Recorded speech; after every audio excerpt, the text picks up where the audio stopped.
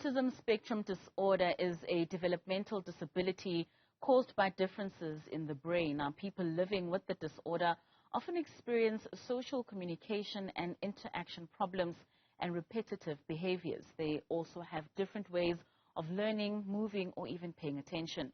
For more on this, we are now joined by author Nomsa Masoka, who's also going to be speaking to us about her book, Unbreakable. Nomsa, thank you so much for joining us this evening. Good evening, Katleho.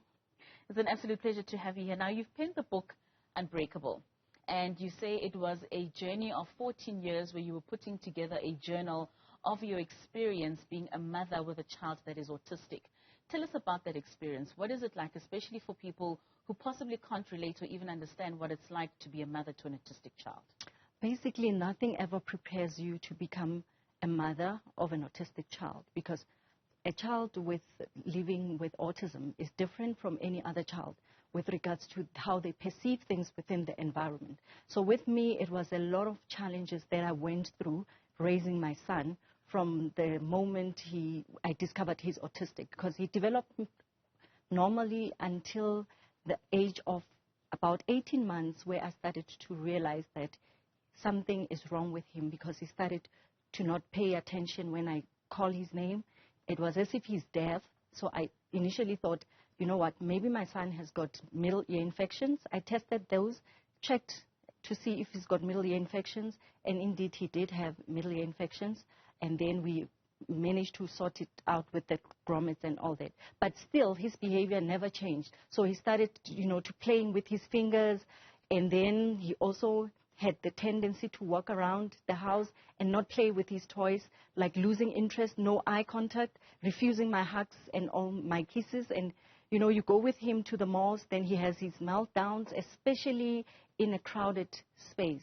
So every day it's a challenge when you're raising an autistic child, because, like I say, nothing ever prepares you. So as a parent, as a mother, it was difficult, and considering that it's my first child. Yes. So, yeah, and I had to get him diagnosed, and they confirmed that he is indeed autistic.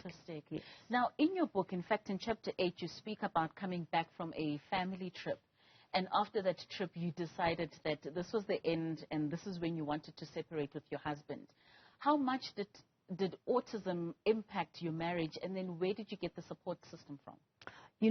With regards to autism affecting my marriage, the whole attention that me and my husband had to give each other was now focused at this child, that we're not able to go out with our child, because if we go out with him, there were stares that we would get, and it was not easy, because we couldn't even predict what he was going to do every time we were with him. And now we get stuck in the house.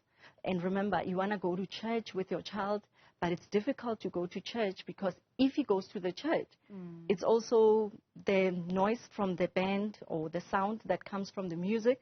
Then it means you're going to have to leave your husband behind to take care of the child. So what does that do? It causes a rift between the two of you. So now you're not able to do things, shared interest as a couple. Now you are a married couple, but now starts doing things separately because of the condition of your child. And at the same time, we never went for counseling. So that meant that we were projecting, our hurt to each other without us even knowing. And, because it was difficult to deal with it. And I don't even think we ever even articulated to each other how this situation affected our marriage. But you could see that, and at times one would think, my husband actually doesn't love me. But it was not that. Now that I look back, at this age where I am currently, to say that it was the situation we had of just raising this particular, our son, basically with his special needs. Yes. I mean, you were a young mother at the time, a speech therapist and an audiologist. But even then, you had the belief that you could have been bewitched. Your son could be bewitched.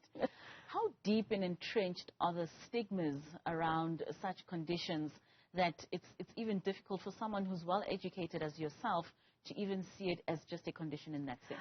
It's because of how things transpired, and because my child was normal developing, and suddenly there was a regression. Right. He was not like that. He could speak. Now he's no longer speaking. And you remember, you're also living with other family members, and they see your child, and when your mom says, but just maybe as I spoke to so-and-so, and they said, maybe you should try and, take your child to some churches, maybe where you could find help, and it's that thing where you are thinking, is it a spiritual thing or it is a medical? So with me, it was those two. Medically, I knew it was autism, but I think it's part of just dealing with the diagnosis, that there's part of denial. You wish it's something else, or you wish, it can just go away. So in that sense, it was just part of me trying to deal with my, dealing with the diagnosis, that the part of it would be to bargain with God to say, maybe I can get a miracle cure for my son. So I went through all those stages, and only to discover later that it was actually God's divine plan for my life, given that I'm also a speech therapist. And then later I ended up actually accepting it and realizing that it was actually my path. And later on, I started my MOCA support group.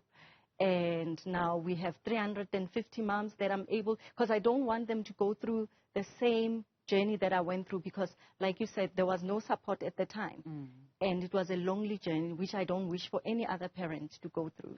Speaking of that support group, it's Mother of Children with Autism. It's an NPO that supports the mothers. Yes. Does it extend to the rest of the family? Because like you mentioned, it is a family structure that really assists in enabling the child to be able to grow. It extends to the family in a sense that we also have events where we bring the families together. Like we have Family Fun Day, where we believe that, the dads and, you could bring other relatives to come with, because we know that when they are there as well, they get to see other kids who are autistic. So in a sense, they realize that it's not just their grandchild or niece or whoever it is that is autistic, but then when the community comes together, then they get to be more empowered about the condition. And I guess also when there are other people who are going through similar experiences, it's easy for you to ask them. Like with my son being 19 years old, I'm able to educate a mom who's got a younger child who's not yet 19 and say, these are the things that I experienced. And because, every stage of development when it comes to autism, it's different. It's nothing ever prepares you for, because you will see when they get to a certain age, they also behave differently, like any neurotypical developing child. Right. Yes. I mean, your son is 19 years old now, and of course, there was a time where you were still looking for schools that could cater for the special need. And you speak of how you were looking for good public schools that could cater for him, and there weren't any. Now, earlier on, we spoke to Professor De Vries, who is from the University of Cape Town, where they are calling on government to put in more resources in terms of accommodating children of all kinds of mental needs. And what then would be the experience of a parent who is not affording to take a child to a private school like you ended up doing? It's really, really challenging, because you've got a long waiting list where you could actually even wait for a year or two. Sure. And remember, there's no ECD centers that caters for autism. Then that means that your child is losing out on the early intervention that is supposed to happen at that prime time. And when they go to your ordinary creches, they're not even accepted by the teachers there, because they're not easy to handle. Remember, teaching one autistic child is equals to 5 or 6. I think they are rated as 6. So you can only have like 10 autistic kids in a class. So it's actually very expensive with regards to resources, because you can only, also you need 2 teachers, because the minute you step out, there always has to be someone. So I think that becomes a challenge for the Department of Education with regards to the resources that they can provide. There are schools that the Department of Education in Gauteng has actually rolled out, but the process is still, it's there, but it's still slow, or if I may put it, it's not catering for many more kids who really need the services. Then with regards to other, provinces, it's even worse. It's even worse in other provinces, because there isn't much in those provinces. Sure, that's really sad, and we do hope that this situation will, of course, change as time goes on. I mean, the book Unbreakable is one that has been accepted very widely amongst those that have children that are autistic and those that don't. what was your special ingredient in making sure that the book is relatable? I made it, I became vulnerable with regards to telling my story, because I want somebody to be able to relate to my story more as a mother, you know, because when a person can, and other people can see themselves in the book, not Nomsa, the speech therapist who's got it all together, but I think it's the vulnerability that I've shown in the book and the authenticity, and also giving out a message of love, giving out the message to say, you know what, as a community, we need to support each other. I also talk about churches. If you go to another one of the verses, where chapters where I talk about the churches need to be innovative in a way of how they're going to accommodate families of autistic kids. And even when you go to hotels and many other spaces out there. Right. Yes. Nomsa, thank you so much for your time this evening. It really is a special book that I believe that many parents and many people within our communities should be able to have a read. We wish you all the best in your work with the NPO as well, and that you're the voice of the children that are autistic and the parents that need to raise them in a loving way. So thank you for your time. Thank you so much, Katlego.